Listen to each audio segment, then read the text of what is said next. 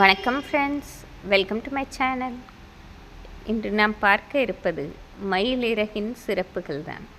பொதுவாக நம் வீடுகள் கண்திருஷ்டி, தேவையில்லாத பதட்டம், சண்டை சச்சரவுகள் இருக்க தான் செய்யும். இவையெல்லாம் போக்குவதற்கு நாம் தெய்வ வழிபாடு செய்வதும் பல பரிகாரங்கள் செய்வது உண்டு. இவற்றை போக்குவதற்கு மயிலிறகு பெரிய பங்கு வகிக்கிறது. மயிலிறகில் இயற்கையிலே மகாலட்சுமி வாசம் செய்யும் இடமாக கூறப்படுகிறது. அதனால் எப்படிப்பட்ட தோஷங்கள், கண்திருஷ்டி, செய்வினை கோளாறுகள் யாவையும் மயிலிறகு நீக்கப்பெறுகிறது. அதனால் நாம் மயிலிறகை வாங்கி வீட்டு வரவேற்பறையில் வைப்பதால் மிகுந்த சுபிட்சம் ஏற்படும். ஆனால் நாம் வாங்கும்போது மயிலிறகு முழுமையாக உதிராமல் இருக்க வேண்டும்.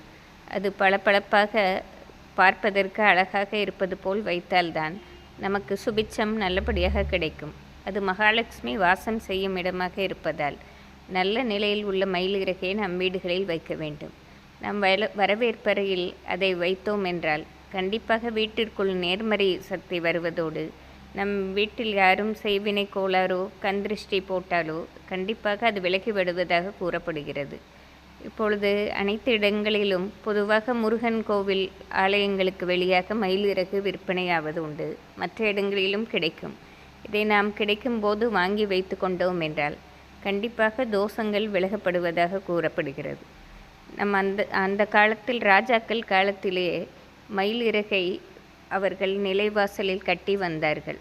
மேலும் நம் முன்னோர்கள் வீட்டிலும் இவ்வாறு மயிலிறகு எப்பொழுதும் இருப்பதை நாம் பார்த்திருப்போம். இது நம் முன்னவர்கள் சொன்ன ஒரு விஷயம்தான். ஆனால் நாம் இதை இன்றும் பின்பற்றி வந்தோம் என்றால் கண்டிப்பாக சுபிட்சம் ஏற்படுவதாகும்.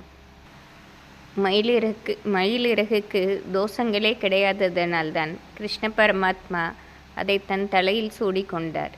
இவ்வளவு சிறப்பு வாய்ந்த மயிலிறகை நாம் எங்கு பார்த்தாலும் வாங்கி வீட்டில் பூஜை அறையிலும் வரவேற்பறையிலும் வைத்து அதை ஒரு லக்ஷ்மி கடாட்ச பொருளாகவே நாம் வணங்கி வந்தால் நம் வீட்டில் சுபிட்சம் கிடைப்பதோடு நம் சந்நிதிகளும் நன்றாக வாழ்வதற்கு அது வழிவகுக்கும். எனவே நம் மயிலிறகை வைத்து நன்மை பெறுவோம். நன்றி, வணக்கம்.